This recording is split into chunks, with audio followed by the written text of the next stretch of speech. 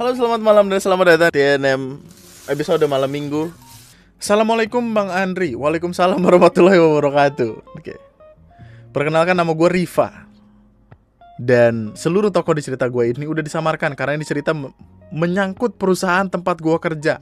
Sebelum gue memulai cerita ini, gue pengen berterima kasih ke Bang Andri yang udah nemenin dan ngisi waktu gue sekolah online. Nemenin gue saat ujian sekolah, saat gue mencari-cari pekerjaan. Dan alhamdulillah sekarang gue udah terima di sebuah perusahaan retail yang bisa dibilang salah satu terbesar di Indonesia. Nice. Gue senang sekali untuk bisa bertumbuh bersama orang-orang ini. Oke, kita mulai ceritanya. Seperti yang udah tadi gue singgung, gue ini baru lulus SMK di bulan Juli kemarin. Jadi ini adalah pengalaman pertama gue di dunia kerja.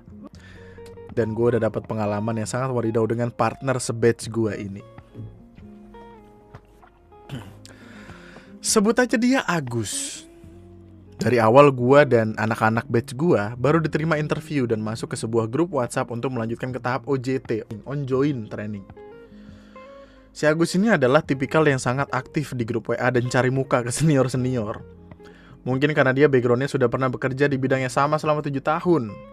Namun yang anehnya adalah si Agus sudah berani minjem duit ke gue dengan alasan untuk ongkos ibunya. Ya Allah. Aneh kan, ketemu aja belum pernah, baru ngobrol dikit lewat WA tapi udah berani pinjem uang. Gue langsung screenshot chat WA tersebut dan minta pendapat soal orang ini ke cewek gue. Dan bener aja gue langsung dikasih peringatan sama cewek gue untuk waspada sama orang ini. Karena orang normal gak mungkin melakukan hal demikian, betul. Bahkan gue dikasih saran sama dia untuk fake aja di depan dia, karena takutnya gue dimanfaatin kalau terlalu baik ke dia. Setelah melewati proses training selama 5 hari, alhamdulillah gue diterima di perusahaan ini. Dan hal yang sangat gue takutkan pun terjadi. Gue ditempatkan di store di salah satu mall di daerah Jakarta Barat bersama si Agus ini. Gue jadi tahu kebiasaan dia bermain judi slot. Hampir setiap ada waktu luang si Agus ini pasti selalu bermain slot. Hingga pada suatu hari gue sempat ngumpul dan nongki bersama senior-senior dari store lain. Salah satu senior gue cerita si Agus ini bahkan berani minjam uang ke senior-seniornya saat OJT dan ke teman-teman batch gue yang lain. Jadi dia bukan hanya minjam uang ke gua dan alasannya pun macem-macem. Jadi udah disimpulkan bahwa si Agus ini meminjam uang bukan untuk ongkos ibunya dan kemungkinan besar untuk dia main slot. Jeder kali 1000.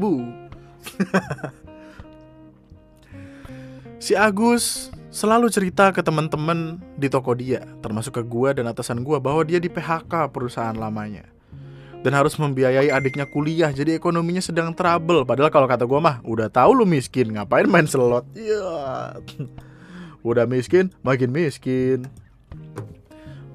Dan bukan hanya itu bang, dia ini di highlight IG-nya, dia adalah orang yang suka traveling dan suka nongki ke klub.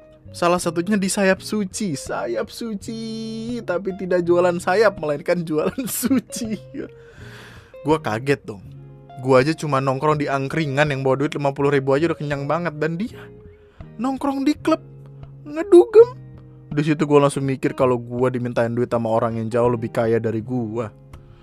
Padahal suatu hari kebiasaan si Agus ini semakin parah karena bahkan dia berani minjem uang ke atasannya, atasan gue. Iya. Jadi hierarki singkatnya gini bang, store head, area head, regional manager. Si Agus ini berani minjem uang ke regional manager gua. Dan otomatis regional manager gua ini langsung negor regional head gua dong. Kok anak-anaknya berani kayak gini? Di situ nama baik regional head gua tercemar dong. Dan besoknya si Agus ini dipanggil dan seluruh anak-anak se-area Jakarta Barat dikumpulin. Ya Allah, gara-gara satu orang ribut semua, Agus. Di situ regional head gue bener-bener ngamuk ke si Agus, diinterogasi lah dia. Lu terakhir main slot kapan Gus? Si Agus langsung berbohong di sini. Minggu lalu pak. Lu tahu kan kalau di perusahaan ini kita nggak boleh ada yang namanya main judi online. Lu mendingan langsung jujur aja daripada gue periksa semua mutasi rekening lu. Setelah diperiksa bener aja bahwa si Agus ini terakhir bermain slot adalah kemarin. Dan nominal depositnya pun besar-besar, di atas nominal 1 juta semua. Wow, udah mau minjem duit, tolol. Di situ langsung regional head gue ini marah dan terungkap histori si Agus ini. Lu berani bohong sama gue. Kemarin gue dapat laporan kalau lu berani minjem duit ke anak-anak dan Bu Suci, regional manager. Waduh, Ibu Suci. Astaga. Sekarang ngaku itu duit buat apaan? Dan lu bohong ke gue dari awal gue interview lu. Lu bilang kalau lu udah PHK, tapi gue punya kenalan orang lama di perusahaan tempat lu dulu. Dan dia bilang kalau lu itu dikeluarin dari perusahaan gara-gara lu nyolong 1000 piece produk dengan total lebih 200 juta. Sekarang lu ngaku ke gua, lu ngambil apaan di perusahaan ini dan duit hasil pinjaman anak-anak lu pakai buat apaan? Wah. Padahal atasan gue itu tipikal mas-mas sopan dan santun, tapi si Agus bisa ngebuat dia bahkan sampai ngebentak dan lempar botol plastik ke dia saking keselnya. Bukannya langsung mengaku, si Agus ini berbohong dan berani sumpah Al-Quran dan membawa membawa nama Tuhan. Semakin murkalah regional head gue ini. Brengsek lu. Udah ketahuan bohong masih bawa-bawa nama Tuhan. Di situ meja digebrak. Duar. Pintu dipukul. Duar. Dan anak-anak lain pun hanya bisa terdiam. Lu gue kasih pilihan, balikin duit anak-anak yang lu pinjem terus ngaku udah nyolong apaan aja selama di sini. Jangan berani-berani bohong ke gue. Semua udah terlampir di data barang yang hilang, namun si Agus masih saja mengelak dan mencari-cari alasan. Hingga pada akhir atasan gue ini akhirnya membuka semua benda yang hilang di toko itu. Dia menyebutkan bendanya adalah HP. Tapi harga HP itu sekitar 18 juta. Dan hilangnya adalah 2 unit. Alhasil si Agus ini dituntut untuk membayar ganti rugi dan semua asetnya disita. Bahkan aset keluarganya. Respect. Terakhir gue tanya kabar si Agus. Ini surat tanah ortunya bahkan digade untuk ngebayar ganti rugi HP di perusahaan gue. Udah tahu sih bang, pengalaman gue berparah sama si Agus ini. Dari awal emang udah aneh aja nih orang. Dari mulai caper, selalu cari muka, selalu pinjam duit sana sini.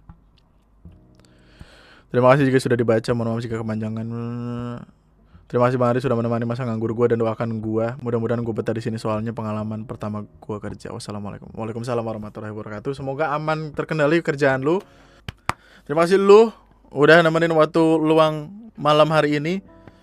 Itu aja dulu. Selamat tidur semuanya. Selamat malam. Mimpi indah. Semoga semuanya menjadi lebih baik dari sebelumnya. Kita ketemu di video ya. Nama gue Andri sekian dan terima kasih semuanya. Selamat malam. Bye bye.